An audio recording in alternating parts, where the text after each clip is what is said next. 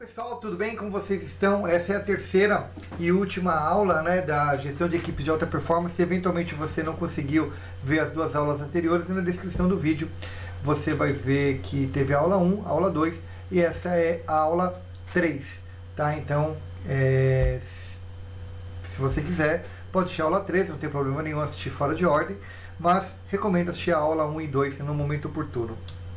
Então estamos falando aqui de gestão de equipes de alta performance.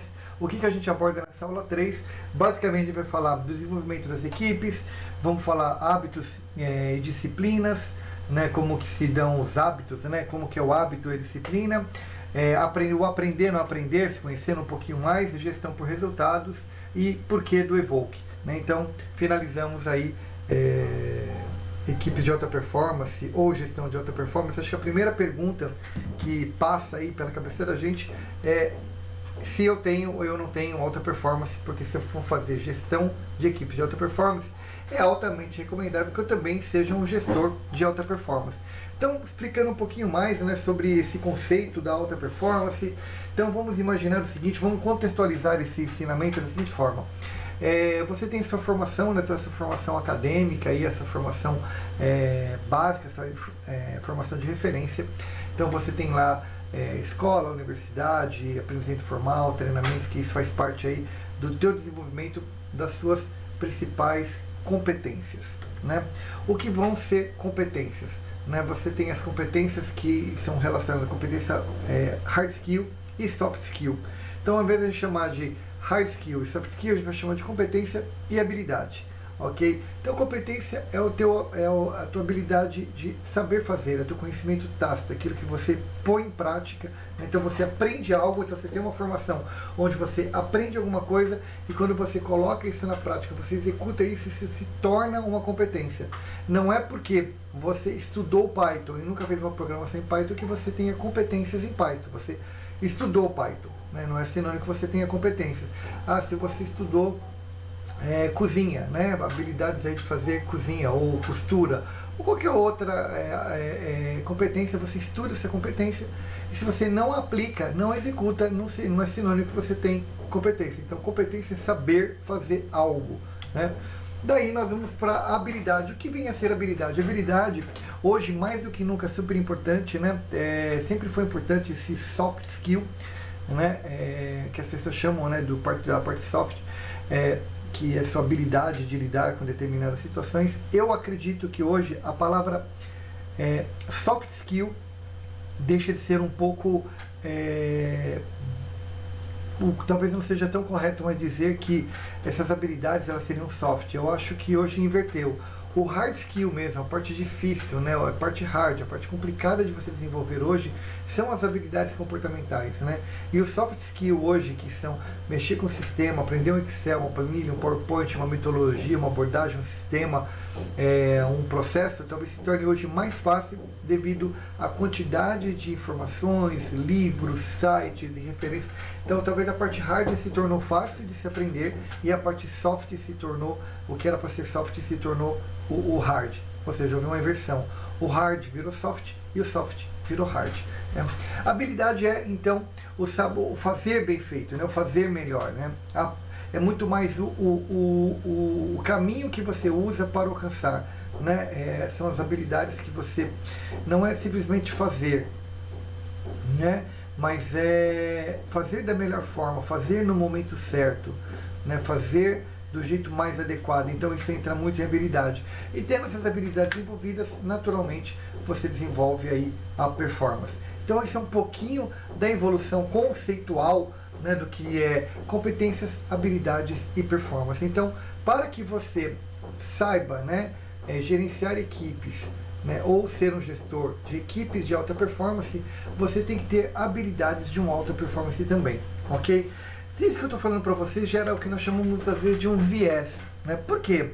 Até então, muitos de nós, né, sempre traduzimos, né, performance como desempenho. Se você digitar agora no dicionário, você vai ver que performance é igual a desempenho. Né? Então, em termos de uma tradução literal, não teria nenhum problema você fazer essa tradução. É como você pegar a própria palavra resiliência, né? A resiliência não vem de humanos, né? As pessoas são resilientes. Não, a resiliência vem dos materiais, né? Então existe uma disciplina chamada resiliência dos materiais, né? Que ela vai falar que um material resiliente é um material que, após ele sofrer algum tipo de pressão, né? Ele, após essa pressão cessar, ele vai voltar às condições naturais. Por exemplo, um mercúrio, né? Após ele sofrer lá um aquecimento, alguma coisa, ele volta às condições naturais dele. Então nós chamamos isso de resiliência. Porém, quando você coloca resiliência para o ser humano, resiliência não é só lidar com o evento, né? É lidar com o evento e sair melhor. Então, por exemplo, um bambu, ele não é resiliente, né? Um bambuzal, quando o vento flexiona ele, ele volta, isso é flexibilidade. Resiliência é quando, se o bambu, após essa resistência, ele melhorasse essa estrutura para que o próximo vento talvez não impactasse ele tanto como o primeiro vento. Aí o bambu seria resiliente. Então essa é um pouco da ideia das palavras. E por que eu estou falando de viés, né? Porque é engraçado que muitos de nós, na busca, né, da alta performance, na busca da gestão de equipes, né, nós temos o hábito de procurar ou estudar ou tentar compreender muito aquilo que nós acreditamos ser verdadeiro, né? Então o viés hoje ele está muito presente em todos os lugares, porque nós sempre não, né? Uma grande maioria das vezes vamos na busca daquilo que a gente quer. Então, quando eu estou montando uma equipe, eu vou trabalhar com uma equipe que tem habilidades muito parecidas com a minha, conhecimentos parecidos com o meu, saberes muito próximo àquilo que eu já faço, porque a gente não quer esse impacto, né? Porque o viés, ele é uma característica, né, que ele impacta muito o seu entendimento de alguma coisa, né? E ele impacta muito a credibilidade daquilo que você quer. Então, eu vou mostrar um estudo bem antigo que é bastante interessante. Albert Mehrabian fez um estudo, né, ali nos anos de 67, falando sobre elementos da comunicação pessoal, né? Então havia uma fórmula dizendo que quando você tinha uma comunicação, quando você se comunica com uma outra pessoa, 7% são as palavras, 38% o tom de voz que você usa e 55% a linguagem corporal. Alguns de vocês provavelmente já viram esse estudo, né, e acreditam, né, nessa fórmula colocada por ele. E vários professores já proferiram isso em inúmeras salas de aula, dizendo que isso é a fórmula da comunicação e expressava muito bem a comunicação entre as pessoas, né? Mas, para quem lembrar, né, 7% é o contexto, tom de voz, eu falo um pouco mais alto ou um pouco mais baixo, eu dou uma entonação na voz ou não, e como eu uso o meu corpo. Então eu vou dar um exemplo aqui. Maria tem uma boneca. Maria tem uma boneca. Maria tem uma boneca. Então, percebe que em cada contexto dá a impressão que a unicidade da boneca da Maria era mais relevante, que Maria uma hora é mais importante e uma hora a boneca se torna mais importante, depende do tom de voz que você usa. E quando eu uso o tom de voz, você vê que eu movimento o braço, dizendo tom mais alto, tom mais baixo, né? Então a gente faz essa série de movimentações, querendo expressar um pouquinho do que a gente quer colocar. Pois bem, só que existe um viés muito grande no estudo dele, né? Primeiro viés importante no estudo dele, o que exatamente era o objetivo de Albert, Morton e Susan quando foram fazer essa pesquisa, né? Essa é a primeira questão que se põe em pauta, né? Então, esses estudos, né, foram realizados a partir de estudos realizados pelo próprio Albert, né, na Universidade da Califórnia, né, em UCLA, e o objetivo era a análise da comunicação geral, mas apenas a comunicação de emoções e atitudes. Então não era o objetivo dele, não era a comunicação em geral, mas sim as emoções e atitudes dentro de uma comunicação. Então, emoções e atitudes dentro de uma comunicação. E olha como que o estudo dele foi feito, né? Quando a gente fala de viés da pesquisa tem muito uma característica da amostra. Se a amostra é intencional, se a amostra não é intencional, se a amostra é abrangente, se a amostra não é abrangente, se a amostra que você tem, ela é uma amostra que realmente responde à tua pesquisa. Vamos imaginar que eu quero fazer uma pesquisa sobre se as pessoas gostam de churrasco ou não, e faço isso dentro de uma churrascaria, ou numa porta de uma churrascaria, ou próximo a uma churrascaria. Vai ter um viés muito grande. Se eu gosto, por exemplo, de alimentos naturais, eu faço isso no campo, né, próximo a fazendas, com fazendeiros. Então, depende muito de como você faz a sua pesquisa e qual é as pessoas que você atua. E na pesquisa dele, ele utilizou apenas 30 alunos, né, e esses alunos assistiam, né, ouviam a um videocassete, a uma gravação, onde nessa gravação havia 3 palavras positivas, 3 palavras negativas e 3 palavras neutras. Então o objetivo deles era identificar, através dessa audição, ouvindo um cassete sem ver ninguém na frente, né, imaginar, né, ou considerar se aquelas palavras que estavam sendo ditas eram positivas, negativas ou neutras. Lembrando que a gravação foi feita por uma mesma pessoa, né, com o mesmo tom de voz, isso falando as mesmas palavras, né. E aí, dando sequência ao estudo dele, né, ele apresentava fotos branco e preto, onde as pessoas tinham que falar se, né, essas pessoas apresentavam características, né, positivas, negativas ou neutras, né. Então, percebe que de cara, né, nós percebemos que a amostra dele não é uma amostra suficiente para chegar, né, a nenhuma conclusão desse cunho científico, né. Você pegar aproximadamente 30 pessoas de uma única sala de psicologia, de uma única universidade, e considerar esse universo, né, como sendo um universo que representa toda uma população, né, ou que seja representativo em relação à população que você quer avaliar. Então, essas referências do estudo dele apontam para um forte viés. E, sendo forte ou não, as pessoas, durante muitos anos, né, nunca questionaram os estudos de Albert, né, dizendo que a comunicação, né, realmente ela passa por isso, ou acreditando que essa referencial ela é muito importante. Pois bem, tá? Imagine que você está a visitar um país cuja língua você desconhece. Se as palavras apenas correspondem a 7% da comunicação, bastaria então você estar atento à tonalidade vocal e linguagem corporal do seu interlocutor para você captar 93% da mensagem. Todo mundo sabe que isso não é uma verdade, né? Isso não lhe permite decodificar a totalidade da mensagem, a não ser que se trate de expressões isoladas de uma emoção, que era exatamente o que ele buscava. A comunicação é um processo fluido, sendo o peso atribuído aos 3 elementos: a consoante, contexto e conteúdo de cada interação. Então, o que ele chama simplesmente de 7% tem um peso muito maior do que 7%. Né? E então, só para vocês terem uma ideia, né, apesar das palavras terem um significado muito grande, né, e elas serem muito importantes, com certeza do texto que eu apresentei agora para vocês entenderam muito mais do que apenas 7%. Né? Vocês muito provavelmente entenderam 99% do que foi colocado. Não é uma crítica ao estudo, mas é uma crítica a como nós incorporamos estudos. Né? Então, sempre que não é que você tenha que duvidar de tudo, mas é importante que você comece a entender um pouco da origem das coisas, como as coisas são construídas, né? Por que isso importa, né?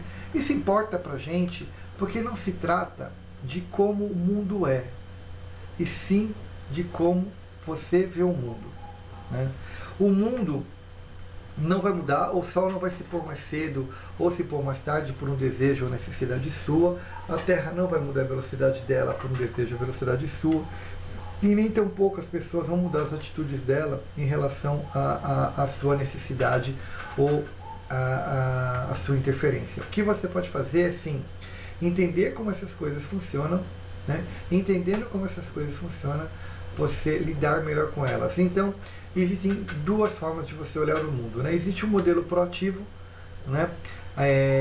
As pessoas, né, os modelos proativos normalmente são de pessoas, né, que têm uma habilidade muito grande de controlar o seu próprio tempo, né? Então é óbvio, né, que em certo momento as pessoas procrastinam, não é disso que a gente está falando, mas as pessoas têm um entendimento maior de controle do seu tempo, elas sabem valorizar melhor o seu tempo, sabem trabalhar melhor o seu tempo.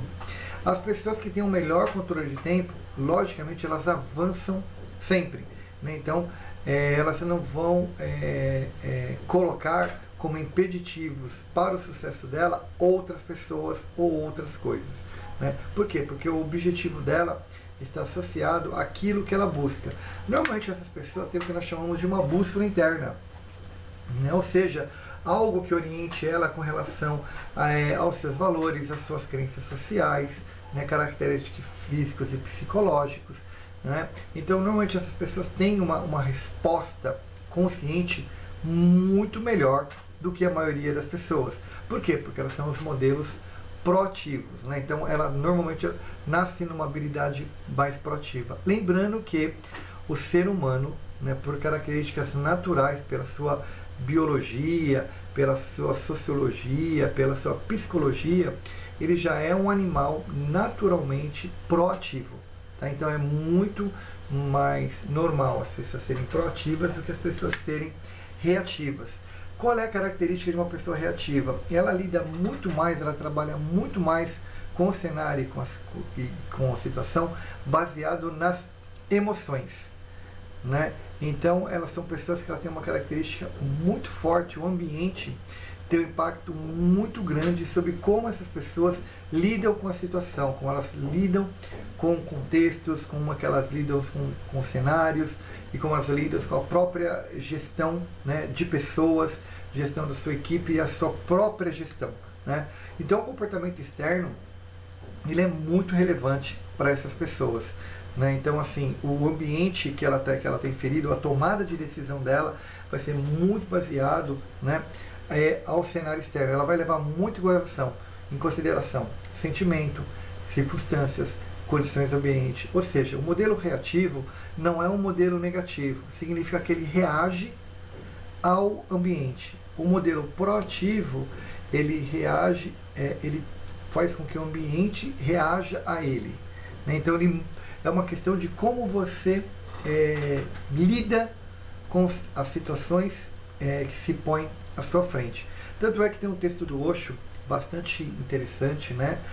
No livro dele, Aprendendo a Silenciar a Mente, que ele fala uma coisa bem interessante, né? Que toda criança nasce inteligente e a maioria morre burra. A princípio, né, dá uma impressão que é uma expressão até um pouco agressiva de certa forma, mas o que ele realmente está buscando dizer aqui para a gente é que o impacto que o ambiente tem sobre as pessoas, né, faz com que elas carreguem um peso muito maior, né, na vida delas do que realmente elas deveriam carregar, como se você estivesse carregando um peso adicional, né? Ou seja, você se incomoda, por se incomodar muito e querer atender muito bem a todas as pessoas que estão em volta de você, a situação, o cenário, o contexto, você acaba abrindo mão dos seus pensamentos pelos pensamentos externos. Tanto é, se você for esse tipo de pessoa, eu vou te chamar a atenção para uma coisa bastante interessante.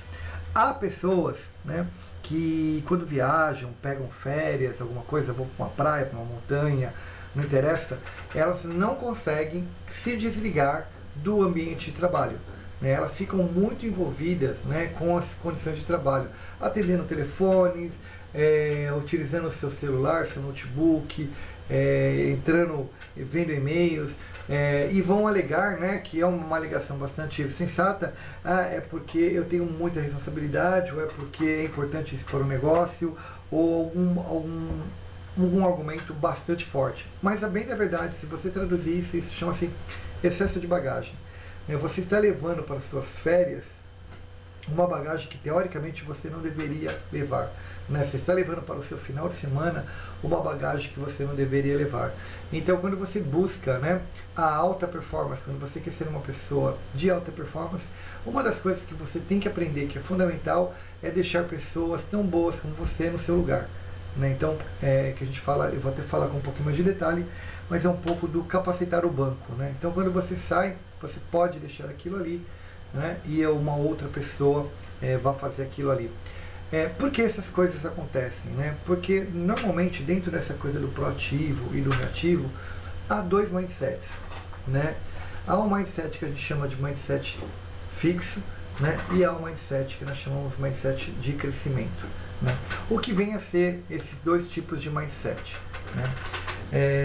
Quando você fala de mindset fixo ou mindset de criação, de crescimento, né? Isso envolve muito qual é o seu modelo de liderança, como é que você tem um modelo de fazer com que as pessoas cresçam e se desenvolvam. Tem um livro do Collins que vai colocar uma frase bastante impactante, né? Uma frase que tem uma parte do livro dele que tem um impacto bem grande, que fala assim: haverá melhor prova de sua grandeza pessoal do que a falência da firma depois que você a deixa. Ou seja, esse mindset fixo, né, de você buscar pessoas que tenham o mesmo perfil que você, que tem a mesma característica que você, né, torna você uma pessoa que precisa, né, no seu modelo de gestão, né, muito a gestão do eu, a gestão do ego. Isso é muito colocado pelos principais CEOs hoje, né, no Brasil e no mundo, que eles estão colocando que é um papel muito importante do CEO, né, ele preparar alguém para substituí-lo. E isso não é uma verdade absoluta, né? Você vai perceber que algumas pessoas, né, tem alguns gestores têm o hábito de que ele é o gênio e ele só precisa de subordinado, né? Então, ele tem que saber mais do que equipe, a palavra dele tem que ser afinal, né? A lógica dele é a lógica, por quê? Porque ele está vendo coisas que você não está vendo, ele sabe de informações que você não sabe, e ele tem coisas que você não tem. Como se isso fosse importante para uma organização, né? Então vamos imaginar que a gente está preocupado em disseminar, né, a visão, né, a missão e os valores da empresa. Se isso não é uma coisa vertical, que do CEO até o porteiro, né, não saibam qual é a sua visão, qual é a sua missão, de que adianta ter esses valores internalizados dentro da empresa? Então a gente coloca a nossa missão, né, como sendo o nosso propósito de negócio, porém, quando nós temos uma tomada de decisão, o meu funcionário, né, o meu subordinado não sabe tomar uma decisão porque ele não tem uma visão, né, daquilo, se aquilo está ou não alinhado com a nossa missão e como eu tomaria aquela decisão uma vez que eu sou o CEO, uma vez que eu sou o diretor, uma vez que eu sou o gerente. Quando nós estamos falando de pessoas de alta performance, eu tenho uma equipe de alta performance, né? Como minha equipe não pode tomar decisões, né? Quem é minha equipe então? Então ela não tem alta performance, né? Minha equipe não está alinhada com o negócio, né? Minha equipe está alinhada com a operação, minha equipe está alinhada com qualquer outra coisa. As pessoas usam muito a palavra hoje squad para dizer que são equipes de alta performance, né? Lembrando que isso daí, a palavra squad, né, ela vem do grupamentos policiais americanos, né, muito ali, grupos parecidos com SWAT, CSI e outros. Os squads são entre os grupos, né, que você tem um grupo totalmente multidisciplinar que toma decisões, né, que sabe o risco de uma tomada de decisão. A pessoa cria um squad totalmente dependente da tomada de decisão de uma outra pessoa. Então fica falando que nós não temos mais equipes ágeis, nós temos squad. Então é muito ruim isso quando você se apropria de determinados conhecimentos, conceitos, se você não sabe o que aquilo significa e não quer que aquilo tenha aquele significado. Você quer, nós temos squad, mas o nosso squad é assim. Nós fazemos ágil, mas o nosso ágil é assim. Eu faço gestão de equipe de alta performance, mas a minha alta performance é assim. Então, realmente vai ter um problema bem grande aí, né? E você não vê, né, esses CEOs, né, fazendo programas de desenvolvimento. Por que não tem programas de desenvolvimento? Porque é muito forte uma filosofia de group thinking dentro das empresas. O que é o group thinking? Né? É quando o grupo todo, né, esse termo, né, ele foi criado por Irving James, né, em 1970, esse conceito de group thinking, né, não é uma coisa boa, né? Pensamento grupal não é bom, significa que todas as pessoas estão pensando a mesma coisa da mesma forma, né? É muito diferente do nós pensamos, né? O group thinking é quando todo mundo segue aquela liderança. Por que eu sigo aquela liderança? É meio cego.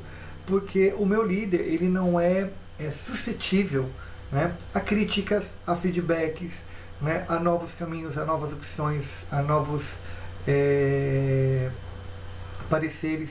Ele tem informações que eu não tenho, ele sabe de coisas que eu não sei, ele tem informações de organizações que ninguém tem, né? Então é importante para ele, né, essa egolatria, né, essa gestão do ego. Nós vemos isso cada vez mais nas empresas, né? Principalmente nas empresas familiares, isso é muito grande. Se você pegar a maioria das empresas familiares hoje, você vai ver que o processo de sucessão ele é bastante complicado, não é nem complicado, ele é complexo, né? Por quê? Você vai ter um momento lá que o líder, né, ele não vai conseguir olhar para os subordinados, ainda mais se ele tem a cabeça de dono, ele não consegue olhar para a cabeça dos sucessores e imaginar que eles terão competência para lidar com aquilo. Ele acredita que ele é melhor lidando com aquilo do que os seus subordinados. Ele tem muito uma visão de que ele resolve o problema, ele pensa, porque foi ele que criou, foi ele que desenvolveu, foi ele que fez, né? E isso é muito forte. Só que isso não afeta única e exclusivamente as empresas familiares. Isso afeta quase todas as empresas, né, que tem esse modelo de gestão, né? Não tem um modelo de gestão horizontal, tem um modelo de gestão bastante verticalizado. Você vai ver isso em empresas pequenas, você vai ver isso em empresas grandes, você vai ver isso em empresas enormes. Mas lembre-se, às vezes você tem uma equipe que você não a capacitou, né? Você não desenvolveu, né? Porque o que acontece com a característica do mindset fixo, né? Ele vai sempre buscar pessoas que tenham, né, que ele acha que aquele talento é um talento pronto, né? Então, por que as empresas perpetuam esse tipo de problema? Porque poucas empresas acreditam que podem transformar pessoas em gestores.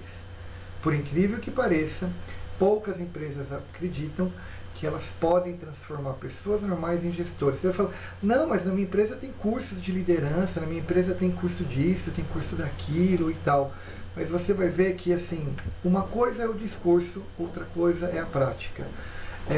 Empresas mais ou menos de média para grande, né, empresas que têm um budget de treinamento maior, você vai ver que muitas delas pagam intercâmbios internacionais para determinados executivos trainee que vão entrar no processo sucessório fora do Brasil, para as pessoas viverem ali 2, 3, 4, 5, 6 meses uma nova realidade para depois lidar com esse problema. Você vê que os programas de treinamento eles não são tão flexíveis e visíveis como a gente imagina, né?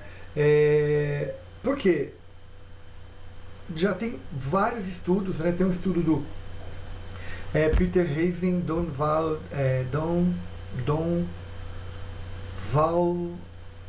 Valdewale, se eu não me engano, e Gary Latham, são os 3 autores, né? Que eles fizeram uma pesquisa muito grande, né? E muitos gestores não acreditam numa mudança pessoal, né? Esses gestores têm realmente esse mindset fixo e eles já vão no mercado buscando por talentos fixos, né? Talentos existentes, que as pessoas têm o talento, né, para que eles precisam, né? Então, para reverter isso, né, você tem que ter o que nós chamamos de mindset de crescimento. Você tem que sair do mindset fixo e ir para o mindset de crescimento. O que é o mindset de crescimento, né? É desenvolver a sua equipe, né? Mas lembre-se, você está percebendo que para que eu desenvolva a minha equipe, eu também tenho que me desenvolver muito antes, né? Então essa egolatria, eu tenho que abrir mão desse meu modelo de ego, de capacitar pessoas, de compartilhar informações, de deixar que minha equipe tome decisões, que muitas vezes as decisões podem ser até contrária à sua decisão. Para você ter uma ideia, tem uma história da Ford, né? O presidente da Ford, na época do lançamento da EcoSport, ele não queria que esse carro chamasse EcoSport, né? Ele queria um outro nome. Então o CEO queria que o carro tivesse um nome diferente de EcoSport, né? E a equipe discutindo, chegou ao nome EcoSport, que era contra principalmente o nome que ele estava buscando. Ele deixou com que esse nome fosse para frente e a EcoSport foi aqui no Brasil, né, um campeão de vendas, um carro que vendeu bastante, teve bastante resultado, Por quê? Porque ele percebeu que ele, né, foi vencido, né, pela equipe, né, a equipe colocou que não seria Ecosport, seria Ecosport não o nome que ele estava colocando, mesmo ele sendo CEO, ele abriu mão do desejo dele e felizmente ele percebeu depois que os resultados, né, que o carro teve, o impacto que o carro teve, porque foi um nome pesquisado pelo mercado, foi um nome dado pelo mercado, né, e investir em treinamentos, né, treinamentos para a sucessão, né, treinamentos treinando a pessoa para ser o seu sucessor, né. E esse desenvolvimento é muito importante e essa atenção específica a críticas e feedbacks. Muitas pessoas lidam muito mal com críticas e feedbacks, né? É bastante comum isso, não é uma coisa... quando você, na teoria, todo mundo gosta, né, de falar, eu gosto muito de crítica e feedback, eu acho isso muito legal, mas tem pessoas que não lidam muito bem com a crítica. Quando vem a crítica, falam, mas eu não agi dessa forma, foi a pessoa que interpretou, foi ele que viu desse jeito, foi ele que achou desse jeito. Eu posso dizer que eu sou uma pessoa assim, eu não lido muito bem com críticas, eu tenho bastante dificuldade para lidar com críticas, né? E feedbacks positivos eu adoro, críticas positivas eu adoro, mas críticas negativas eu tenho bastante dificuldade de lidar, e feedbacks negativos idem, né? Eu acho que isso também não me torna pior, me torna uma pessoa sabendo que eu tenho essa dificuldade, como lidar com isso, como aprender com isso, né, e como me tornar melhor a partir daí. Então eu sempre estou muito atento, né, às críticas. No primeiro momento eu me sinto bastante impactado, mas eu procuro imediatamente, né, num momento bem oportuno, olhar para aquilo, né, no momento de meditação, no momento de reflexão que eu tenho, né, muito nas minhas meditações eu trago as críticas que eu ouvi, os feedbacks que eu ouvi, eu trago para dentro das minhas meditações, para internalizar aquilo ali, para sim me tornar uma pessoa melhor. Então eu uso, né, mesmo não gostando muito, mas eu sei que é o que mais me ensina são as críticas, né, do que as pessoas ficarem batendo palma, né, o group think. Por que tudo isso que eu estou falando para vocês? Por conta do aprendendo a ser gestor. Quando você estiver sentado na cadeira de gestor, ou quando você estiver caminhando para essa cadeira, é uma cadeira onde você vai se manter aprendendo. Você é um gestor de 1 ano, 2 anos, 5 anos, 10 anos, e não interessa quantos anos você é gestor, é uma cadeira que você sempre vai estar aprendendo. Você está aprendendo com você mesmo, né, a se tornar um melhor gestor e aprendendo a fazer uma melhor gestão. Então esse é um grande desafio quando nós falamos de equipes de alta performance, é você não achar que nos primeiros 6 meses, nos primeiros 3 meses, no primeiro ano, nos primeiros 2 anos, você alcançou o seu potencial, né, que você acredita, e você imediatamente imergir nos problemas da sua função. Né? Claro, toda a função de liderança, quanto mais você vai subindo na hierarquia, mais responsabilidade aquilo vai te dando, mas quanto mais você for subindo, mais você vai capacitando pessoas, treinando pessoas, e essas pessoas te ajudando em tomada de decisão, ou tomada de decisões, essas pessoas te ajudando, né, em compreensão de determinadas situações, e usando você ali para a reflexão, melhor é para você, né? Porque uma das coisas super importantes para esse conceito, quando você está desenvolvendo algo com alguém, é que uma das coisas mais legais que ocorre é assim, quando um resultado muito bom, né, da sua equipe é alcançado, ninguém te vê, né? Isso é muito interessante. Vamos pegar um exemplo, talvez esporte não seja o melhor exemplo, mas quando a seleção de vôlei brasileira, né, ela joga os primeiros jogos antes de chegar perto de uma final, ela ganha aqueles jogos, né?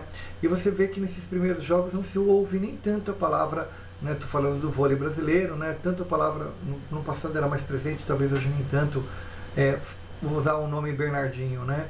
Nos primeiros jogos o Bernardinho nem brilhava tanto, mas será que o papel dele é só importante nos jogos finais ou nos primeiros jogos? Né? Que momento que o papel dele se torna relevante? Né? Então quando o jogo fica muito complicado, o nome dele aparece, né? Você vê, o Bernardinho está mudando a estratégia, tá não sei o quê. Nos primeiros jogos o nome então, porque o time que está enfrentando é fácil? Provavelmente não. Né? Provavelmente é porque esse trabalho em conjunto, né, ele é feito durante todo o ciclo de vida, né? Para nós que estamos de fora, talvez a gente veja mais o Bernardinho atuando nos jogos mais complicados, mas talvez para a equipe não tenha nem tanta diferença da inferência dele. A equipe talvez perceba ele durante todos os jogos, né?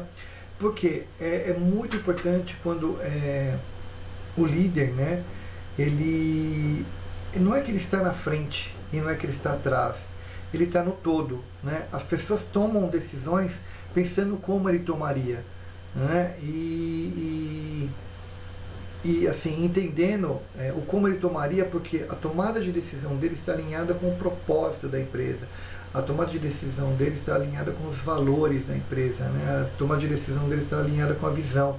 E quando você compartilha desse contexto todo, fica muito mais fácil de você tomar decisões, né? E uma coisa importante também, né, é mesmo falando dessa forma, né, visão, padrão,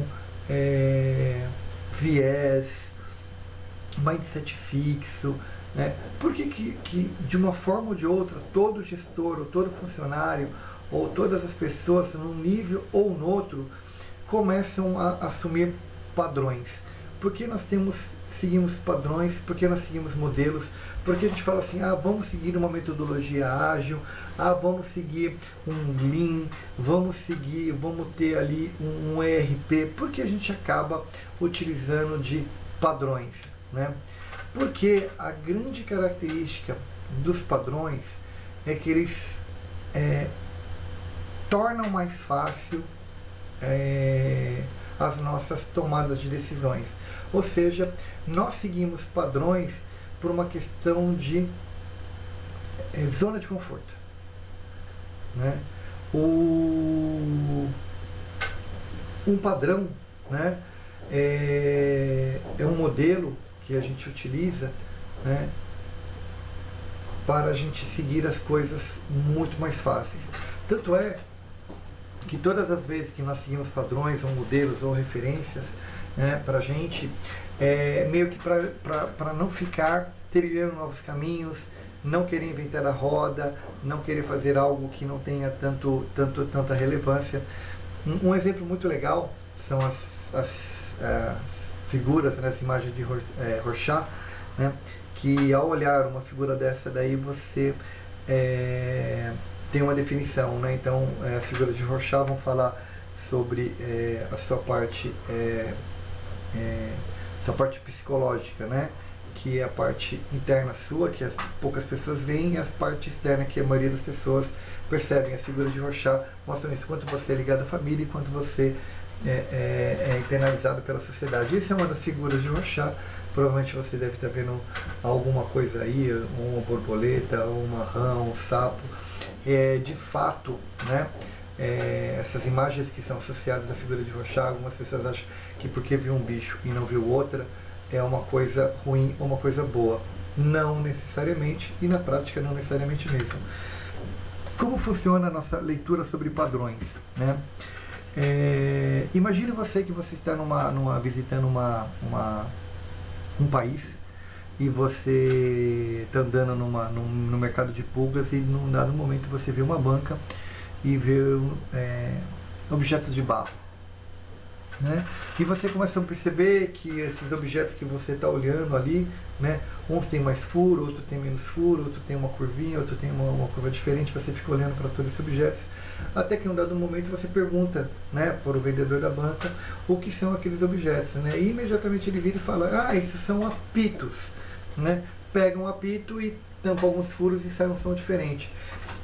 Quando nós falamos isso, imediatamente o nosso cérebro vai criar um padrão e você vai começar a ver todos os outros objetos como sendo apitos, e aquilo começa a fazer sentido para você. Então, para o cérebro humano, né, é muito importante essa característica de padrão, porque se nós não colocamos as coisas em determinadas caixas, nós temos dificuldades em interpretar o mundo, né? E padrões e comportamentos, né, eles têm algumas características muito importantes para a gente, né?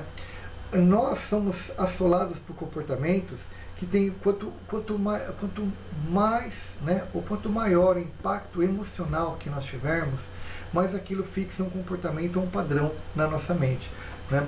Então, por exemplo, essa coisa de andar na chuva remete a gente em situações emocionais, ou uma pessoa talvez apontando para uma criança e falando muito alto te remete a padrões, né? Então, essa característica de como padrões se intensificam dentro da gente. Então, eu consigo, né, de uma forma ou de outra, modificar os padrões das pessoas, né? As pessoas, assim, não sou eu que consigo fazer isso, né? Mas as pessoas conseguem mudar padrões que de repente são padrões que, de uma forma ou de outra, ela acha que não são positivos para ela, elas conseguem mudar esses padrões, né? E como mudamos padrões, né? Como que a gente lida para mudar padrões, né? Como que eu faço para mudar um padrão, por exemplo, uma resposta ríspida que eu dou, quando eu estou bastante irritado, se as pessoas tentarem conversar comigo, eu não consigo lidar com aquilo ali, se de repente eu estou com uma data, um deadline muito apertado, alguém vem me perguntar alguma coisa, eu vou me irritar mais fácil, eu vou me estourar mais fácil, né? Eu não consigo mudar esses hábitos, né? Como é esses padrões? Como é que isso muda e qual é a ferramenta ou técnica ou habilidade que a gente tem que ter? Isso é uma das principais características de se desenvolver a alta performance, né? Como é que você troca um velho padrão para um padrão novo, né? Através de hábitos e disciplina, né? Esse talvez seja o ponto mais relevante e mais importante, né, do que como a gente desenvolve a alta performance, como a gente desenvolve a performance, né? Lembrando, né, o que vem a ser um hábito, né? Só para a gente ter uma referência do que significa hábito, é uma forma rotineira e comportamento que tende a ocorrer automaticamente e muitas vezes até de forma inconsciente. Um ótimo exemplo, né, é o dirigir. Um exemplo muito legal do dirigir, que se torna um hábito, não sei se você já notou, principalmente você que dirige carro manual, né? Carro automático nem tanto, mas você dirige carro manual. Você lembra o quanto foi difícil para você aprender quando o carro estava numa ladeira, a você tirar o pé do freio, pisar no acelerador, soltar a embreagem uma quantidade e fazer isso de forma que o carro não andasse para trás, né? Como isso era difícil no começo, quanto do seu cérebro você gastava ali. Hoje você faz esse movimento, às vezes você freia abruptamente, pisa na embreagem, ou seja, você mecanizou tanto esse movimento que hoje você dirige, né, o seu carro manual e você nem lembra quando você está acelerando, quando você está freando e quando você está pisando na embreagem. E se você parar um minuto e prestar atenção nesses movimentos que estão automatizados, provavelmente você vai até fazer com que o carro dê aí uma engasgada, dê uma tossida, porque está tão mecanizado, e mecanizado ele funciona muito melhor do que se for um movimento, né, monitorado, né? E essa coisa, né, dos hábitos, né, ele tem aí são aproximadamente, né, 100 anos, né, que a psicologia, né, estuda os hábitos e comportamento das pessoas, né, para entender como que as pessoas agem e reagem, né? Para vocês terem só uma ideia de referências, né, os behavioristas, né, os analistas de comportamento, viam todo o nosso comportamento como mais ou menos respostas inconscientes a eventos externos, né? Os tempos mudaram, né, e os psicólogos, né, cognitivos, aí já faz mais da minha linha, né, eu não sou behaviorista, enfatizam, né, que os nossos hábitos eles são tomados muito mais por decisões conscientes sobre como nós nos devemos nos comportar. Então muitos dos nossos hábitos, né, eles são bastante conscientes, né, de como a gente lida com eles. Falando um pouquinho de hábitos, né, eu acho que todo mundo vai lembrar, né, toda vez que fala da palavra hábito, Stephen Covey, né, sempre é bastante defendido, né, dentro desse conceito de hábito, né? E ele usa uma frase bem legal: o hábito é a interseção do conhecimento, da habilidade e da ambição. Então, para quem não leu o livro dele, né, essa interseção entre conhecimento, habilidade e ambição. Dentro da definição dele, é importante a gente colocar, né, que o conhecimento que ele coloca aqui é o paradigma da teoria, né, a ação e a razão. Outro detalhe, habilidade, né, o seu modo de agir. E a ambição, a sua motivação, o seu querer. Então é nesse olhar que ele vai falar. E ele traz, né, um dos livros importantes dele, é o 7 Hábitos das Pessoas Pessoas Felizes, Saudáveis e Bem-Sucedidas, né? Esse é um clássico, né? O primeiro livro dele. E dentro desse livro dos 7 hábitos, ele vai falar sobre 3 características básicas, né, dos hábitos, né? Hábitos de dependência, independência e interdependência. Então ele divide isso em mais ou menos 3 grupos, né, dos hábitos, quando ele coloca esse conceito de hábito pra gente. O importante que eu queria colocar para vocês é o seguinte: como a gente define de uma forma mais harmônica, por assim dizer, a diferença entre hábito e disciplina, né? Então, eu diria para vocês que o hábito é o que fazer e a disciplina é o como fazer. Eu vou entrar melhor nessa definição daqui a pouquinho, mas lembrando, né, que dentro do conceito dele dos 7 hábitos aí, ele vai falar: seja proativo, comece com o fim em mente, né? Então sempre tenha um objetivo claro em mente e bote as primeiras coisas primeiro. Engraçado isso, né? Quando você está falando de hábitos, né? Então, criar hábitos de fazer o que é realmente aquela relação do 80-20, né? Separa teu dia nas atividades que você tem que fazer, sejam elas 5, 10, 15, 20 atividades, né? Olhe para esse X de atividades, vamos colocar que você tenha aí pensado em 10 atividades a fazer ao longo do seu dia, né? E foque nesses. Pegue dessas 10 atividades, quais são as atividades mais importantes, coloque ela numa ordem da mais importante para menos importante e faça uma relação 80-20, né? Se você focar nas 20% mais importantes, com certeza seu dia vai ser um dia de maior sucesso. Pense numa relação ganha-ganha, procure compreender antes de ser compreendido, sinergize-se, né? Então, quer dizer, tem essa ideia de sinergia a partir de você. E uma coisa muito legal que ele vai falar, né? Isso já é dito por vários outros autores, que é o afiar a serra, né? Então, dito aí por alguns autores, né, que se ele tiver que cortar árvores aí durante 4 horas, né, e tiver que cortar 1000 árvores em 4 horas, ele vai gastar as primeiras 3 horas e meia afiando o machado, né. E lembrando que o Stephen Covey, né, alguns anos depois, ele lança, né, o 8º hábito, né. E o 8º hábito, galera, até para quem não leu ainda esse livro, é um hábito voltado à família, né. Mas quando ele faz esse olhar para a família, né, é um olhar muito legal, que é uma coisa que poucos... isso é muito visto na psicologia positiva, né, que é o efeito Pigmalião. O efeito Pigmalião, ele foi estudado na década de 60, né, por algumas autoridades, e ele largamente foi utilizado por Douglas McGregor, né. Esse efeito Pigmalião, ele tem um nome, né, chamado efeito Rosenthal, né, que foi criado por Robert Rosenthal e Leonard Jacobson, que criaram esse conceito. É mais ou menos assim, quando você dá assim, é um fenômeno basicamente, né, quanto maior as expectativas que você tem relativamente a uma pessoa, melhor o seu desempenho.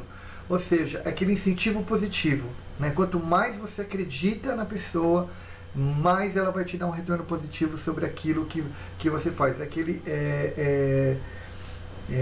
psicologia positiva vai falar muito disso, né? Esse reforço positivo, né? E o reforço positivo, ele é muito importante. Só que a gente tem que tomar muito cuidado, que existe um lugar aí no reforço positivo que as pessoas se perdem um pouco nos dias de hoje, né? Que a pessoa não alcançando resultado nenhum e você dando um reforço positivo para quando ela não está fazendo nada de muito efeito, né? Vou dar um exemplo claro. Imagine que você coloque na sua empresa um plano de metas, né?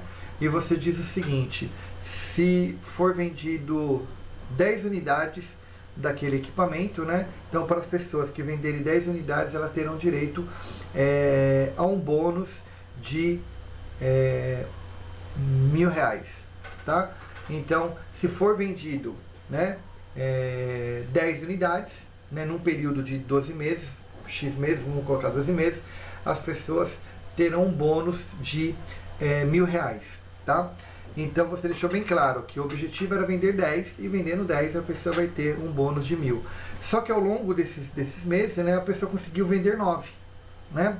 E aí ela imediatamente ela vai virar para você e falar: olha, eu não consegui vender 10, mas eu vendi 9. Então, então dá 90% do meu bônus, me dá aí R$900, né, de bônus.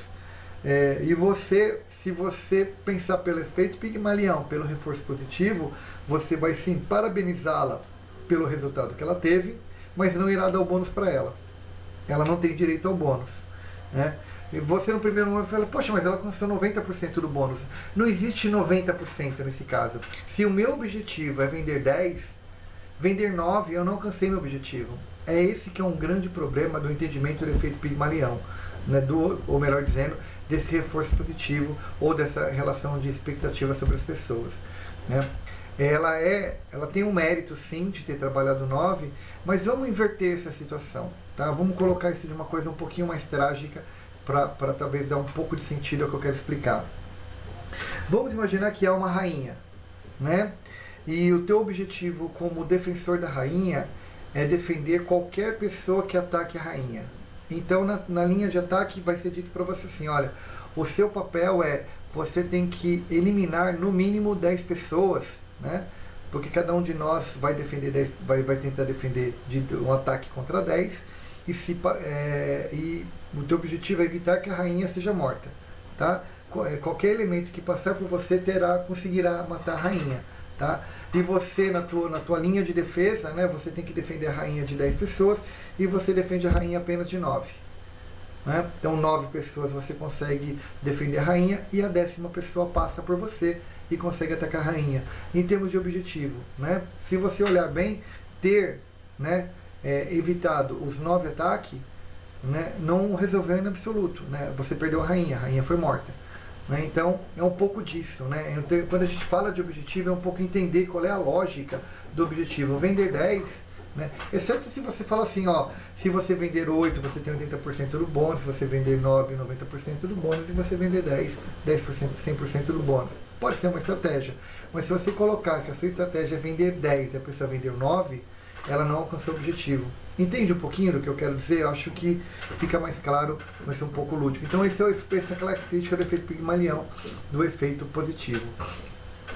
E assim como vencer é um hábito, fracassar também é um hábito, né? O vitimismo, né? O efeito vitimismo também é um hábito, né? Então, isso vai estar no próprio livro do Stephen Covey, né? Ele vai falar dessa condição, né? Que a gente tem que adotar, né? Esse mindset de vencedor, esse mindset de chegar aos nossos objetivos, porque assim como alcançar resultados de forma constante e resultados bons, né? Uma área, um departamento que também começa a alcançar resultados ruins, se torna um hábito dela, né? E é meio difícil você romper esse padrão, por assim dizer, porque quando você tem um padrão, é meio complicado você vencer esse padrão. Só para dar um peso, né, ao livro do Steven, né, lembrando que ele, são 25 anos de experiência que ele tem analisando esse conceito sobre a perspectiva de um consultor, né, a perspectiva construtiva de analisar pela perspectiva dele, né. Ele vai falar, né, que é muito importante no teu desenvolvimento essa busca, né, de você alcançar os seus objetivos. E ele vai falar muito mais de como você alcança isso, né, do que apenas colocar situações possíveis, né? Porque na visão dele, né, existe essa combinação perfeita de visão, compreensão, experiência, prática, né? Para que você realmente desenvolva, né? Então abrir um pouco mão, né, das desculpas, né? Como a gente colocou lá, o mindset proativo, né, o mindset de crescimento. Aqui é a mesma coisa, ter hábitos que te levem a algum lugar. E como a gente melhora, né? Como que a gente muda a nossa postura, como é que a gente muda as nossas características? Fundamentalmente, né, atenção a detalhes, né? Você tem que ter agora uma percepção de detalhes bastante simples, né, sobre o seu comportamento, sobre a sua ação e reação, sobre os mais diversos cenários. Observar as suas atitudes, observar o que te impacta. Uma coisa que eu digo muito olhar muito aonde você sente dor no sentido literal, né? O que é muito comum doer no seu corpo, né? Você sente muita dor de cabeça, você sente muita dor de estômago, você tem muita enxaqueca, você tem muita cefaleia. Essas características do nosso corpo, ele sempre está nos mandando sinais. Faz parte de várias ciências e vários estudos, né, que o nosso corpo sinaliza muitos pontos de atenção para a gente, né? E ter atenção a esses pontos, né, também te ajuda muito a entender o que está acontecendo. Pessoas, né, que vou só dar um exemplo bem da metafísica, né? Pessoas que têm de forma recorrente, né, dor de garganta, que não consegue falar aquilo que pensa, né? Dores nos rins, né, problemas com parcerias, com relacionamentos, né, muitas dores nas costas, pouca flexibilidade em relação a algumas coisas. Talvez esses detalhes no primeiro momento não façam muito sentido para muitas pessoas, achando que isso é um pouquinho de blá blá blá, né? Mas quando você fala de desenvolver a alta performance, desenvolver performance, você vai ver que muitos desses líderes que você conhece, respeita e admira no mundo, né, líderes empresariais, líderes executivos ou pessoas de referência que você sabe que essas pessoas, né, têm mais de 9 dígitos na sua conta anual, essas pessoas elas têm uma observação do corpo muito grande, elas se preocupam demais com a saúde delas, né? Eu vou até falar mais pra frente sobre algumas características de saúde, né? E só para a gente finalizar essa parte, né, de hábitos, né? Como que a gente cria hábitos saudáveis, né? Eu acho que Aristóteles tem uma frase bem legal quando fala sobre a nossa excelência em hábitos, né? Somos o que repetidamente fazemos. A excelência, portanto, não é um feito, mas um hábito, né? Então, eu acho que quanto mais a gente se dedica, né, quanto mais a gente busca, né, os nossos desenvolvimentos, as nossas competências, né, principalmente exercício, né, a combinação exata, né, entre exercício físico e exercício mental, isso com certeza vai te desenvolver para uma melhor competência, para uma melhor habilidade, né? Então, busque hábitos que te tornem, né, uma pessoa mais alinhada com os seus objetivos, uma pessoa mais alinhada com o seu propósito, né? Hábitos alimentares, hábitos de esporte, todo tipo de hábito. E agora a gente fecha com disciplina, né? Então vamos imaginar que nós estamos falando aqui de, deixa eu explicar um pouquinho melhor esse conceito de hábito e disciplina. O que vem a ser, né, por exemplo, um dado importante, né? O ser humano, ele é indisciplinado por natureza, tá? Então, uma característica que nos transforma em humanos e nos transforma melhor do que outros animais é a nossa falta de disciplina. Mas perceba, se eu estou falando para você ser disciplinado, o que eu quero dizer com isso, tá? Então, é um item muito importante. Quando você fala, eu tenho disciplina ao acordar, significa que todos os dias você acorda no mesmo horário, né, e segue uma rotina. Você acorda todos os dias às 5 horas. Feriado, Páscoa, Natal, Carnaval, você acorda às 5 horas da manhã, tá? Então você tem uma disciplina de fazer isso. Não é exatamente isso que a gente está querendo buscar. A gente está querendo dizer o seguinte, que você tem que ter o hábito de acordar todo dia às 5 horas da manhã, porque isso te faz bem, tá? E ter disciplinas ao longo do dia que você faz. Então eu vou traduzir. Então quando eu digo para vocês, eu tenho o hábito de meditar, tá? Então eu medito todos os dias. Então meditar todos os dias é um hábito que eu tenho. Só que eu não medito todos os dias no mesmo horário, seguindo a mesma regra. Não, eu medito às vezes de manhã, às vezes à tarde, às vezes perto do almoço, às vezes depois do almoço. Então depende da minha rotina, eu vou achar um melhor horário para eu meditar. Ou se algo me traz algum desconforto, eu vou meditar por conta daquele desconforto, eu vou meditar. Só que quando eu medito, eu tenho uma disciplina na minha meditação, ou seja, eu tenho um rito que eu vou seguir durante o meu processo de meditação. Então é isso que eu quero que vocês entendam, que eu não sou disciplinado na meditação com o aspecto que hora e que momento que eu faço a minha meditação, mas eu tenho disciplina no processo metodológico que eu sigo quando eu vou meditar. Então eu tenho lá o controle da minha respiração, depois eu tento controlar as minhas emoções, controlar meus pensamentos, colocar pensamentos específicos. Então eu tenho um modelo, né, disciplinar que eu sigo para fazer a meditação dentro daquele período. Então, durante o momento que eu estou meditando, eu estou disciplinado naquele momento. Porém, eu tenho o hábito de meditar porque eu medito todos os dias.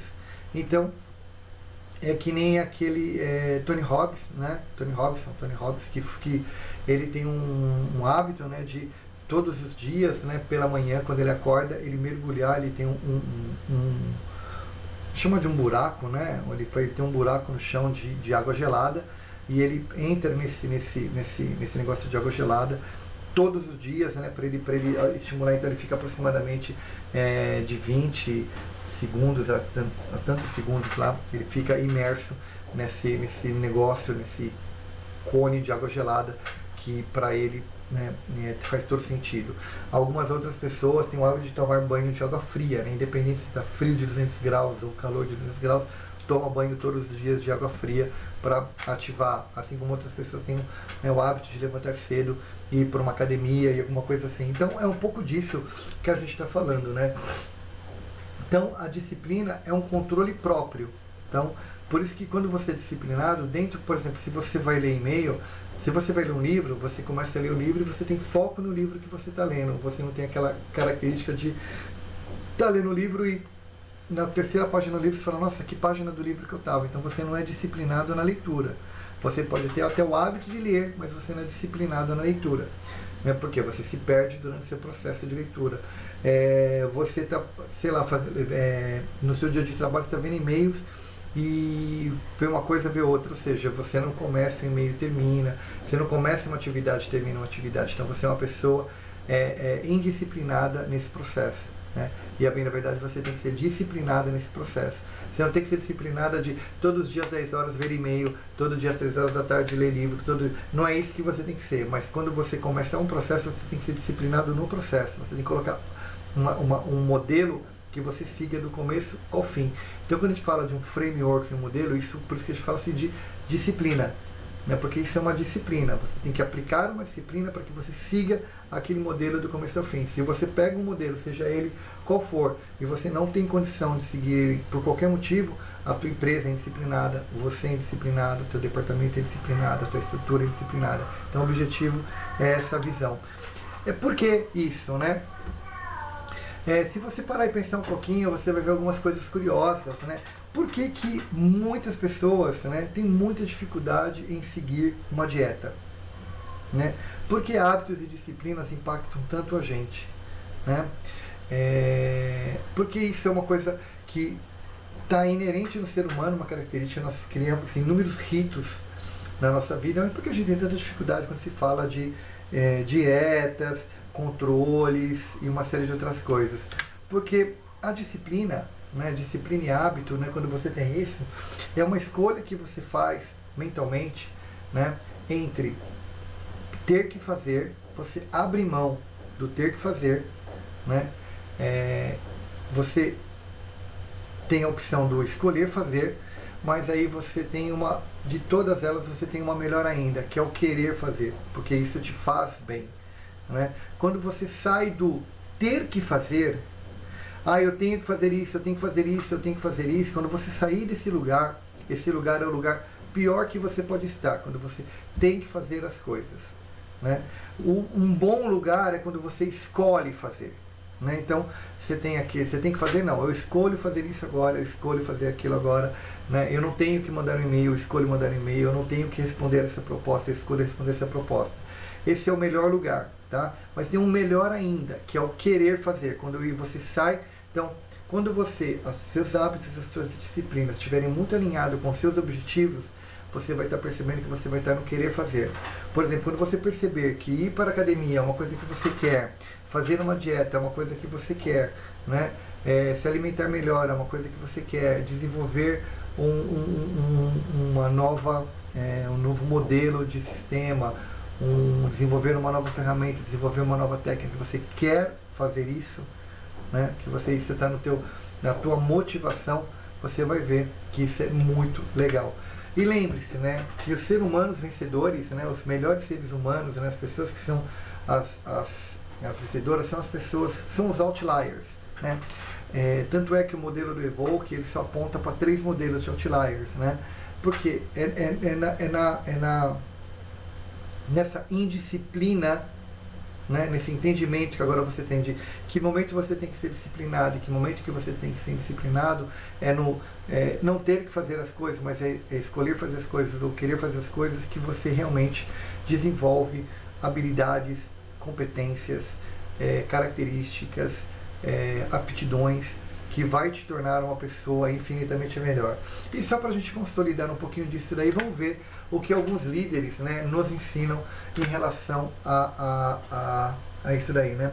Para quem não conhece, né, Sam Walton é o cara que criou, né? Criou não, né? Que transformou o Walmart no que é o Walmart hoje, né? Ele começou a carreira dele ali em 62 dentro do Walmart, né?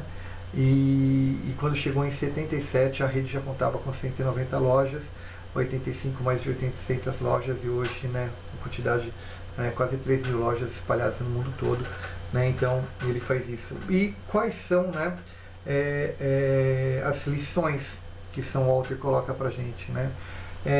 Siga seus valores, né? Aquela coisa de o que realmente te motiva, aquilo que realmente você acredita, corra muito atrás disso.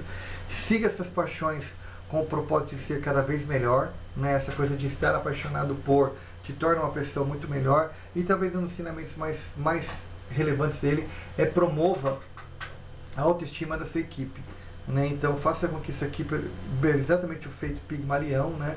Coloque objetivos para sua equipe e premie essa equipe à medida que ela alcança os objetivos dela. Um outro líder importante para a gente, né, salvo aí todas as restrições que muitas pessoas têm, mas Steve Jobs, né, ele vai usar algumas coisas como buscar a simplicidade, né? O Steve Jobs tinha uma obsessão por simplificar todas as coisas, né? E acho que todo mundo já viu no filme dele, alguns filmes dele, né? Já tem uns 3 filmes dele na Netflix, mostrando, né, essa visão minimalista que ele tinha, essa visão, né,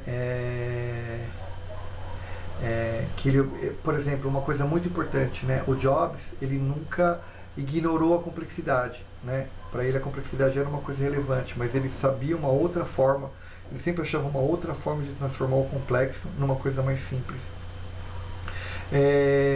Assuma a responsabilidade do começo ao fim, né? Se você quer fazer um lançamento de um produto, quer fazer um lançamento de um serviço, realmente seja você o cara que vai fazer isso do começo ao fim e não apenas avance, salte. Esse talvez de todas as lições dele seja mais relevante para a gente, né?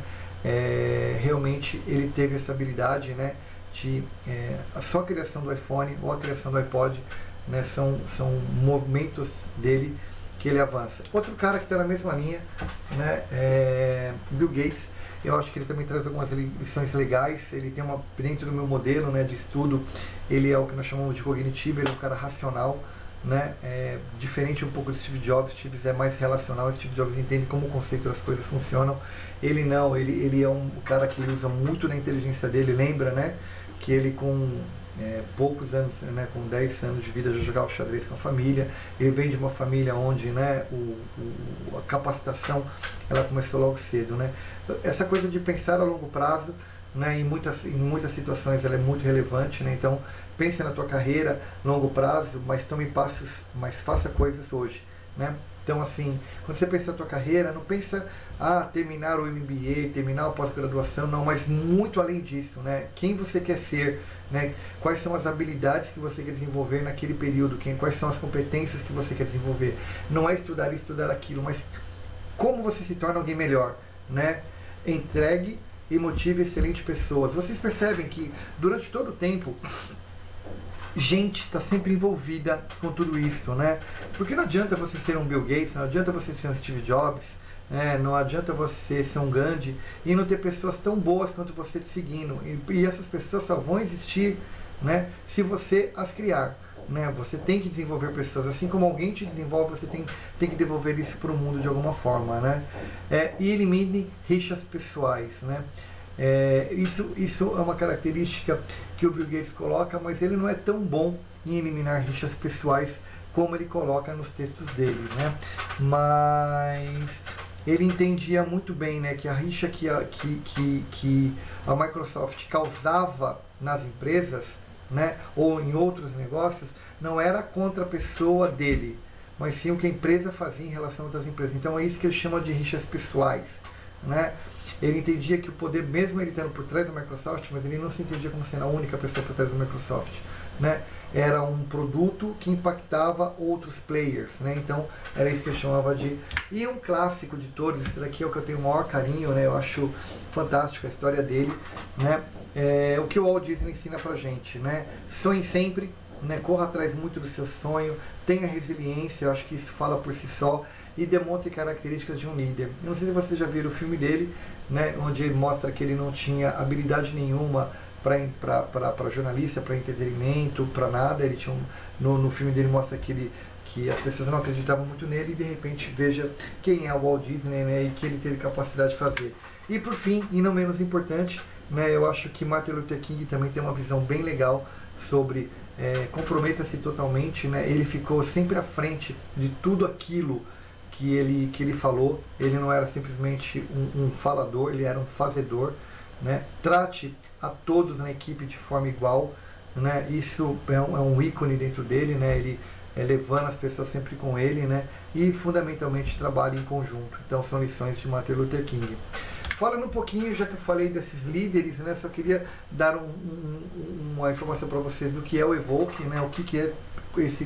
Quando a gente fala de alta performance, existe algo que pode me ajudar então a desenvolver minha alta performance, a aprender habilidades, aprender disciplinas, mindset? Sim. Então eu tenho uma ferramenta, né, que avalia um conjunto de habilidades específicas para validar a função performance.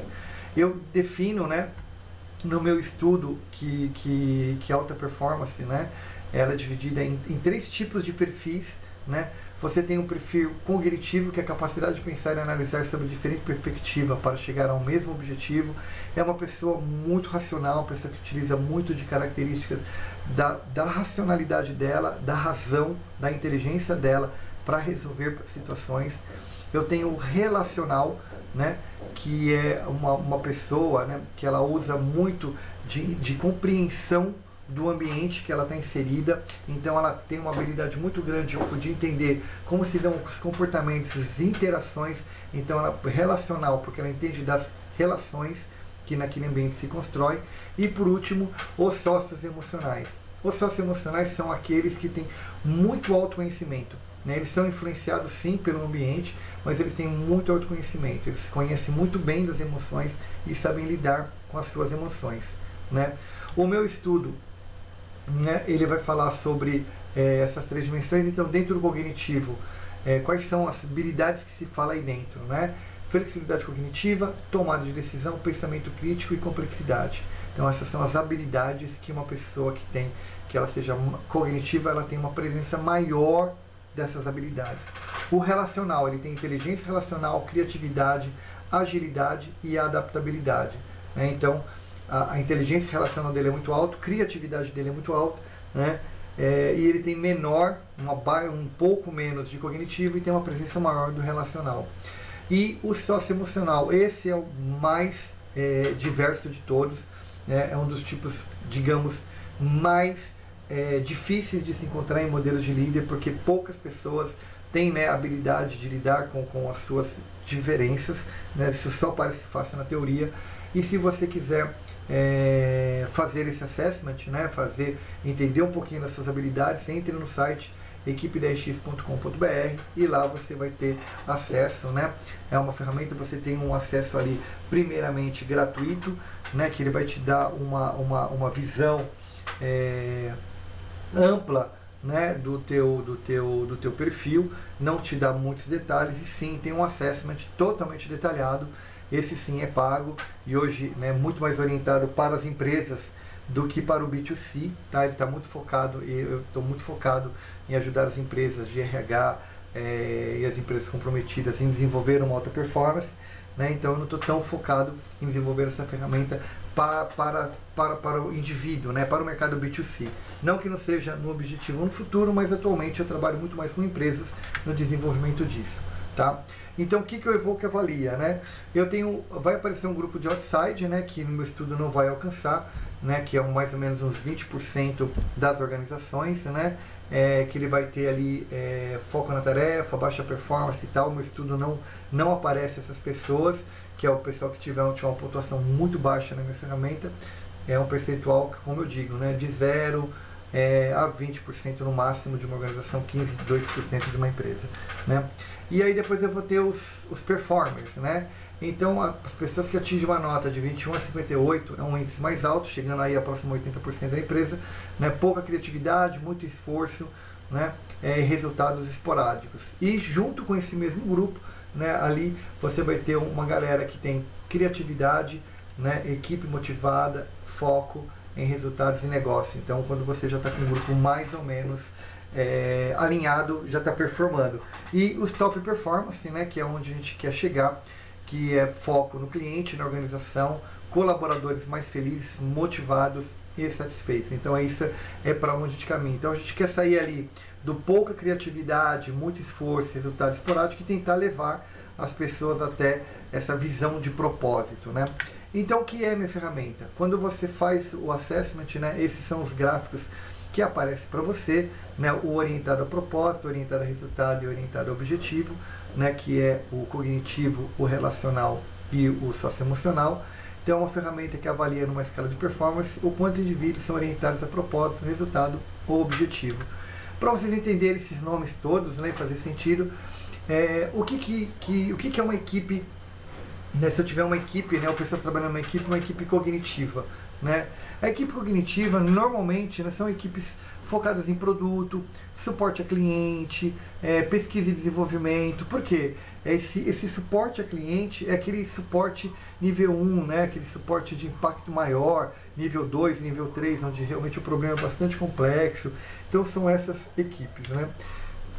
O relacional, né? Quem são essas equipes quando eu falo de você tem um perfil mais relacional, né? É aquele atendimento ao cliente, mas o cliente externo, aquele cliente que busca compreender como que a tua empresa faz, que produto que você tem, porque eles têm uma visão mais de criatividade, eles conseguem traduzir melhor, né, os itens que a empresa tem, né, criação de novos serviços, eles têm uma habilidade entendendo o problema que o cliente tem, criar novos serviços, assessoria, né? Então são mais ou menos essas equipes. E o que são as socioemocionais, né? Que equipes são essas? Essas são as equipes que trabalham muito bem retenção do cliente, né? Ela vai entender muito bem o que o cliente tem, então vão saber trabalhar muito com ferramentas de CRM, ERP, Growth Hacking, ou seja, pegar dados de clientes, entender o problema do cliente e lidar melhor com o problema do cliente. Lembrando que todas essas equipes são equipes de alta performance, né, que eu estou falando, e cada uma delas trabalhando orientada a um objetivo da empresa, né.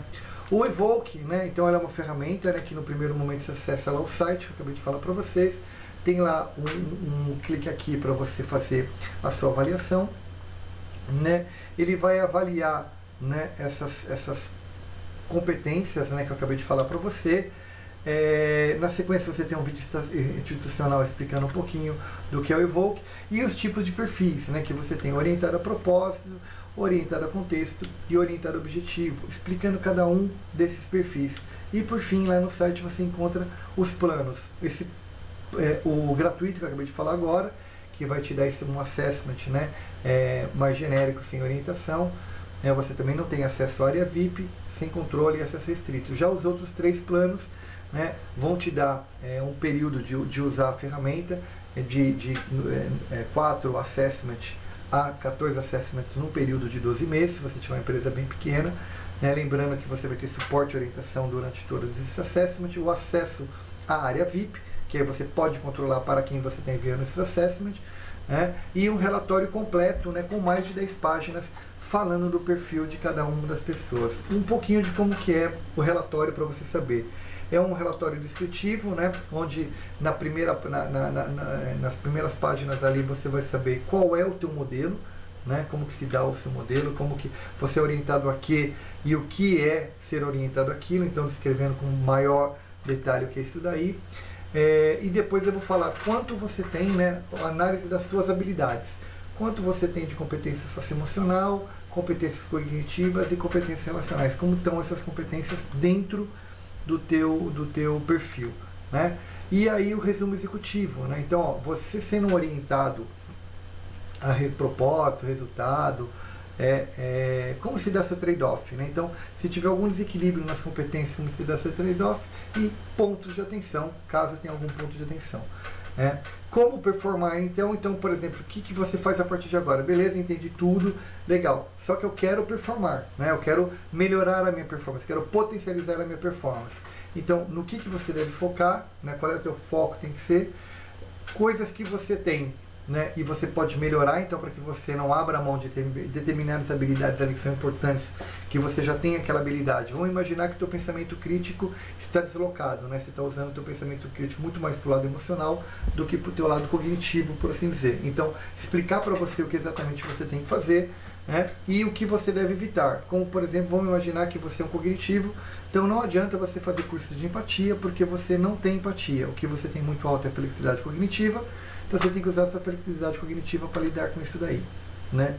Por que o Evoque existe, né? Qual é o meu olhar do Evoque, tá? Na busca da missão organizacional, né? As empresas, né, procuram desenvolver as equipes mais alinhadas com o seu negócio. Então, o que eu posso ter na minha empresa, né? Então, se você quer falar, tá, mas como eu aplico o Evoque, tá? Eu posso ter um recurso errado no local errado, né? Então, isso é um problema. Eu posso ter um recurso certo num local errado, num departamento ou área errada. Eu posso ter um recurso errado no local certo. Então eu tenho lá uma equipe que está desempenhando muito bem já há algum tempo, e eu coloco um recurso ali que não é um recurso muito adequado. E por fim, eu posso ter o recurso certo no local certo. O que o Evoque ajuda a sua empresa? No recurso onde você tem esse problema, né, de contratar pessoas erradas em departamentos errados, então uma seleção com base em habilidades específicas. No segundo momento, né, recurso certo em local errado, né, desenvolver uma equipe de alta performance, porque ali os recursos estão certos, mas o departamento não está certo. Então vamos desenvolver o senso de equipe, vamos trabalhar mais a equipe para que a equipe desenvolva. E recurso errado em local certo, né? Então analisar e avaliar as habilidades da pessoa e ver se de repente eu tenho que trocar esse recurso, né? Porque ele pode não pode estar no lugar onde ele tem uma melhor performance, eu posso melhorar o lugar dele. E óbvio, nosso objetivo é chegarmos aqui, tem um alinhamento com o propósito organizacional.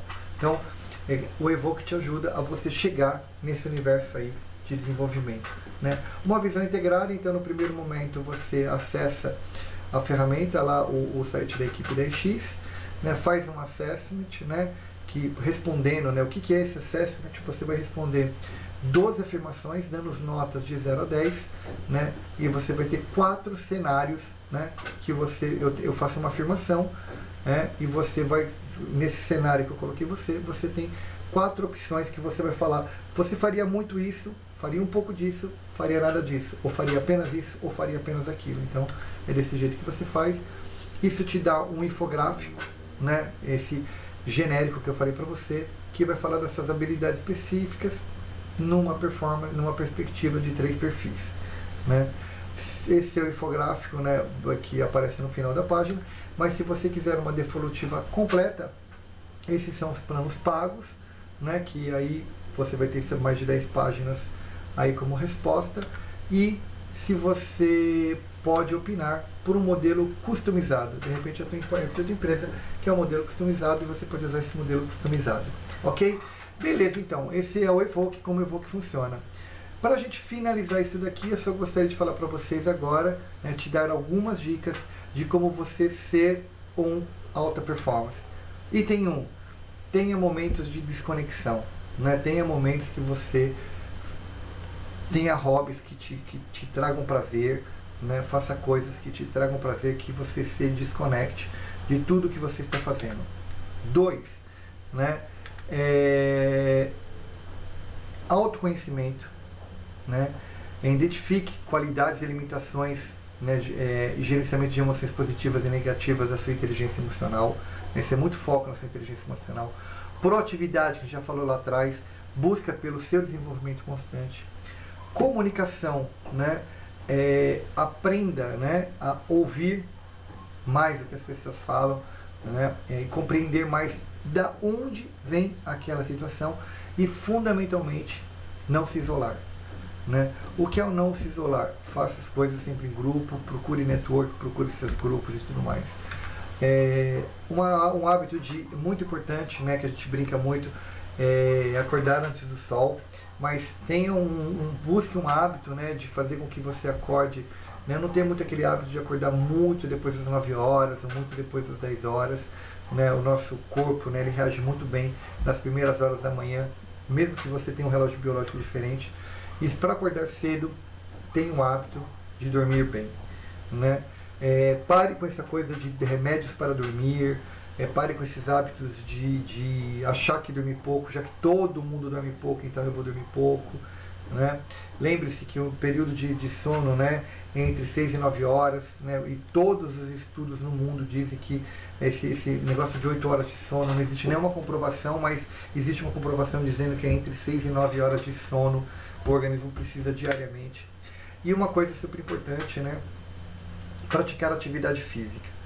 Só um parênteses aqui para praticar atividade física, tem um livro fantástico chamado Ferramentas dos Titãs, que fala sobre isso daí, então foco na saúde, riqueza e sabedoria.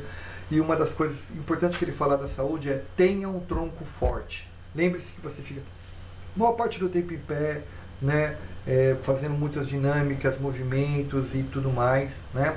Então, saúde aqui é o mais importante. Tenha um tronco forte. Se preocupe com o seu corpo, preocupe com a sua rigidez do seu corpo em termos de ter um corpo com tônus, um corpo forte, um corpo saudável. Preocupe com a sua saúde o tempo todo. Use yoga, use suplemento, jejum intermitente, a técnica que você quiser. Né? Riqueza. Né? Então ele fala muito de uma resiliência com relação à riqueza. Né? Evite perder dinheiro. Né? Tenha disciplina, afirmações, fãs verdadeiros, né? Pessoas que realmente querem comprar o seu produto, gostam do seu produto, gostam do que você faz, então a riqueza vai nessa direção. E sabedoria, eu gostaria de deixar basicamente, né, meditação. Né? Utilize muito de meditação, né, e habilidades, né, que te tornem uma pessoa sábia. Ou aprenda com os erros das pessoas, ouça muitas pessoas. Né? Como a gente já falou lá atrás, tenha momentos de extremo prazer. Né? E quais são as rotinas de uma equipe de uma alta performance. Né? Então, já que eu falei tanto de meditação, eu vou falar um pouquinho de algumas técnicas de meditações para vocês. Rapidamente, eu não vou entrar em muito detalhe, né? Mas que são fundamentais. Você tem duas técnicas, né? A concentrativa e a mindfulness. Né? Hoje, largamente utilizado o mindfulness, né? É uma experiência muito mais profunda em termos de estar presente naquele momento, né? Mas as concentrativas também são técnicas muito, muito, muito boas de meditação. Não tem uma melhor do que a outra, né? Mas as concentrativas te permitem, né, você fazer em lugares abertos, em lugares públicos. Né? É mais fácil você fazer. A concentrativa e o mindfulness te requer uma paz interior maior. Tá? Então eu vou falar um pouquinho das mais convencionais, que é mindfulness, né? Meditação zazen. Né? O que é essa meditação zazen? Então, procure uma posição confortável, mantenha a cabeça e o pescoço alinhados, feche os olhos e comece prestando atenção na respiração. Ao ver que a sua mente está dispersa, tente trazê-la para esse lugar. É a meditação mais convencional de todas. Né? A Raja Yoga, essa é bastante curiosa, né? Assim, bastante interessante, que é baseada nesses movimentos, né, do Raja, né? Esses exercícios mais dinâmicos. Né? E aí tem a Yama, Niyama, Asanas, Pranayamas, então tem várias técnicas, né, que são essas de movimentação de yoga. Né? Cada uma delas, né, falando aí das suas características, o que combina e o que não combina, né, os asanas, né, que são essas posições que você fica com o corpo na direção, respirando, né, forçando a sua respiração aí em várias posturas. Meditação caminhando, né? Você pode meditar caminhando, andando de bicicleta, óbvio, você não vai fechar os olhos, né? Mas permite você ter foco naquilo que você está fazendo. Dá para você fazer, às vezes, numa caminhada de manhã, numa caminhada numa esteira, você consegue fazer essa caminhando, né? Tenha sempre e muita atenção com o ambiente que você está caminhando. A Qigong, né, que é aquela meditação de movimentos um tanto mais coordenados e é praticada mais sendo orientada, né? E por fim, né, esvazia sua mente durante pelo menos 30 minutos ao longo do seu dia. Isso eu gostaria de fechar com vocês aqui, né, dizendo aí para vocês, né, tem essa pelo menos, né, se dediquem após assistir o meu curso, após assistir essa aula. Espero que você se dedique pelo menos aí, se vocês não conseguirem todos os dias, 2, 3 vezes por semana, até isso virar uma prática que vocês vão ver o quanto isso te faz bem.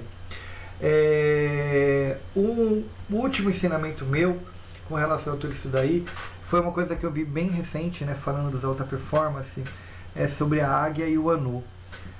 Não sei se vocês sabiam, né, mas o anu, ele é um dos poucos pássaros que ataca a águia em voo, né? E ele ataca a águia de um jeito bastante curioso. Ele sobe nas costas dela e começa a dar bicada na cabeça da águia. Só que a parte mais curiosa é como a águia lida com isso. A águia não se incomoda com ele, né? E o que a águia faz? A águia começa lentamente voando cada vez mais alto, né? Até que o anu simplesmente não consiga respirar e tem que abandoná-la. E realmente ela não é afetada por ele. Então isso é uma estratégia muito interessante, né, de uma equipe de alta performance, né? Se você quer ser um alta performance, é saber o que te incomoda e o que não te incomoda, né? Por mais agressivo que possa parecer, né, essa agressão, a águia sabe que ela é muito melhor do que o anu, né? Então ela não se incomoda e leva o anu para um lugar que o anu não pode estar, né, que ele não consegue estar. Então esse é o nível da conversa que a águia tem com o anu, né? Aonde eu vou você não consegue ir, né? Aonde eu chego você não consegue chegar. Então eu não vou me incomodar com você, por mais que você acredite que você pode me atacar, eu te levo a um lugar que o seu ataque não tem valor nenhum, né? Então é dessa forma que eu termino nossa terceira e última aula. Foi um prazer enorme fazer esse trabalho. Eu espero que eu tenha conseguido, né, passar muito desse conhecimento de gestão de alta performance para vocês e que tenha feito sentido esse aprendizado todo. Espero vocês em próximos cursos. Não esqueçam de me seguir lá no Instagram, luis.torres.phd, ou mesmo no LinkedIn, Luiz Torres PhD. Espero que vocês me sigam nas redes sociais, façam comentários, participem e foi um prazer enorme ter compartilhado esse tempo todo com vocês aí, essa 1 hora aí de treinamento. Espero que tenha sido bastante útil para cada um de vocês. Abraço.